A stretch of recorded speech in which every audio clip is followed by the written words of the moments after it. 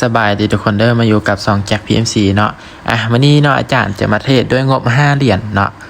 ปั่นไปเบิ่งเนาะทุกคนนะมาเบิ่งว่าอาจารย์จะสร้างกำไรได้บ่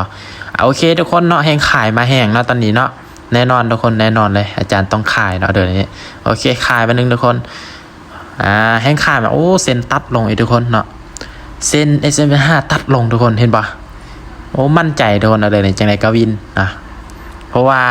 แห้งขายมาแห้งจังหวะนี้แห้งขายมาแห้งลงมาปุ๊บเซ็นตัดลงนะแน่นอนเพิ่มความมั่นใจของอาจารย์ขึ้นแหละเนาะออเดอร์นี้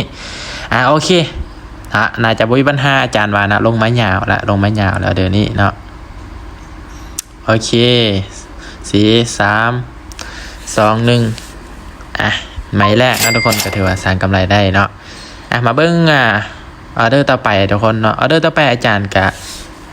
ก็จะอ้อยบ้าหนึ่งนะอาจารย์จะไปเกาจำ75บ้าหนึ่งนะเอามาเบิ่งตลาดกันเดินนี่ค่อนข้างที่จะบ่มั่นใจปานใดเด้อทุกคนนะแต่ว่าอาจารย์เสื้อมันมีโอกาสที่จะลงในลายเนาะอาจารย์เพราะว่าแห้งขายมันหากระมา2แท่งเนาะเส้นมันหากระตัดลงเนาะโอเค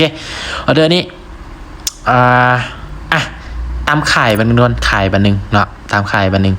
เพราะว่าเส้นมันหากระตัดลงเนาะมันยังบ่ทันห่างออกจากกันเถื่อแน่นอนเนาะเดินนี้เนาะอาจารย์เขาตามขายอีกเนาะลงมาได้ปะนะพอได้ไปต่อทุกคนแต่อาจารย์เสื้อมันต้องลงได้เพราะว่าเส้นมันหากระตัดลงนะหากระตัดลงยังบ่ได้ตัดแบบเสลี่ยงทุกคนนะอันนี้คือจุดสังเกตนะที่อาจารย์กดออเดอร์นะลงได้ปะมีรุ่นทุกคนมีรุ่นอยู่นะเวลากันยัง7 วิ6 วิ5 วิทันปะ1 วิโอเคสวยงามเห็นปะทุกคนลงได้เห็นปะลงได้โอเคทุกคนออเดอร์2ยังสร้างกำไรไหม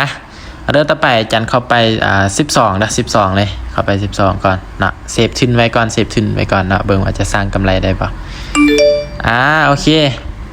แห้งขายยังค่อนข้างดียังมีหลายโดนยังมีหลายเนาะยังมีหลายอยู่โอเคออเดอร์นี้มีโอกาสลงมาต่อได้แน่นอนขายเลยทุกคนขายเลยนะ เส้นมันยังบ่ด้านห่างออกจากกันลายเถอะเนาะอาจารย์ก็ขายวันหนึ่งมีโอกาสลงมาอีกแท่งนึงหรือ2แท่งเนาะอาจารย์จะกดซื้อนะจุดสังเกตตลาดแบบนี้คือเวลาทุกคนเข้ามาเจอตลาดที่เส้นมันห่างกระตัดลงเลยทุกคนตามก่อนถ้าว่าเส้นมันเริ่มห่างออกจากกันทุกคนส่วนเนาะออเดอร์นี้อาจารย์กดขายไปวันหนึ่งได้ทุกคนนะอย่าสวิงเนาะตลาดค่อนข้างที่สวิงเนาะอาจารย์ก็จะมาเทศเนาะในโทรศัพท์ให้ทุกคนเบิ่งเนาะว่าในโทรศัพท์เครื่องเดียวก็สามารถสร้างเงินได้เนาะโอเคออเดอร์3ทุกคนออเดอร์3ยังสร้างกำไรได้เนาะออเดอร์ที่3เนาะโอเคทุกคนออเดอร์นี้ทุกคนสังเกตเส้นเนาะอาจารย์เข้าไปสาวเนาะพอไปสาวเลยเส้นมันเริ่มก้งขึ้นนะทุกคนสังเกตนะเส้นมันเริ่มก้งขึ้นละฉะนั้นออเดอร์นี้ทุกคนออเดอร์นี้แน่นอนทุกคนจุดกลับตัวของมันละไปสาวเลยแน่นอนอาจารย์จะกดซื้อเนาะในลักษณะแบบนี้เนี่ยซื้อเลยนะซื้อเลยจุดกลับโตทุกคนสังเกตเส้น S15 มันก็ยักก้งขึ้นแล้วอีกอย่างแท่งเขียวแท่งราคานี่มันลงมาต่ำในจุดเดียวของแท่งแท่งปิดราคาของแท่งแดงยันหลังนั่นเนาะ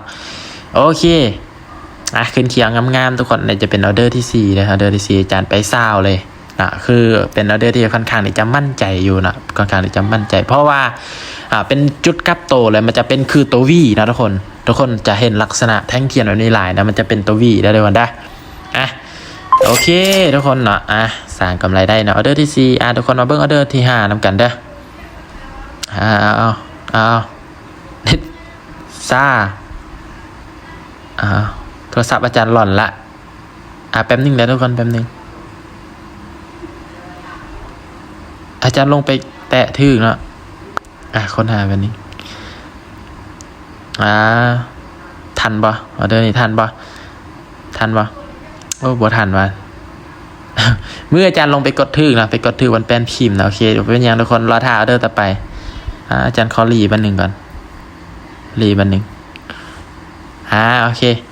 เมื่ออาจารย์ลงไปกดถึงแป้นพิมพ์นะทุกคนโอเคปรับเงินทุกคนออเดอร์ที่5ทุกคนเขาจะสต็อปลอตนะไป19นะคือจะสต็อปลอตเลยรอท่าออเดอร์ต่อไปเนาะจะรอท่าออเดอร์ต่อไปเลยเดี๋ยวเมื่อกี้บริหารนะทุกคนเนาะอาจารย์ลงไปกดแป้นพิมพ์เมื่อกี้โอเคออเดอร์สุดท้ายทุกคนอาจารย์จะได้สต็อปลอตเลยเนาะ ทุกคนสังเกตนะมันลงมาต่ำของจุดแนวรับสูงสุดของมันแหละแน่นอนเดือนนี้ทุกคนแน่นอนเลยเดี๋ยวมั่นใจทุกคนแต่อาจารย์จะบอกอินนะมั่นใจก็คือโอกาสที่จะขึ้นหลายเห็นว่าเส้น SMA มันตัดขึ้นหน่อยนึงทุกคนตัดขึ้นหน่อยนึงฉะนั้นเดือนนี้โอกาสจะขึ้นนี่หลายนะซื้อเลยทุกคนนะซื้อเลยเดือนนี้มั่นใจนะ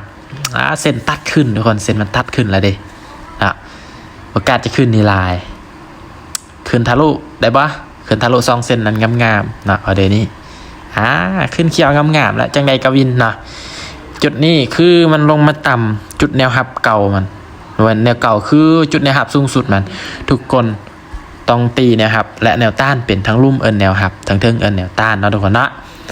โอเคทุกคนเนาะเดี๋ยวนี้เนาะสร้างกำไรได้โอเค5ไม่ติดทุกคนงบ5เหรียญเนาะทุกคนเนาะเรียกว่าสร้างกำไรมาได้โอ้หลายเลยเนาะงบ5สร้างกำไรมาได้62.8%เนาะทุกคนเนาะ62.46 เหรียญนะโอเคสำหรับคลิปนี้เนาะทุกคนเนาะบายบายเนาะบายบายสเต็ปเมนต์กับประมาณนี้ทุกคนเนาะประมาณนี้เลยสำหรับคลิปนี้บายบายทุกคนหวังว่าทุกคนจะได้บทเรียนและเทคนิคการวิเคราะห์ตลาดของอาจารย์เนาะ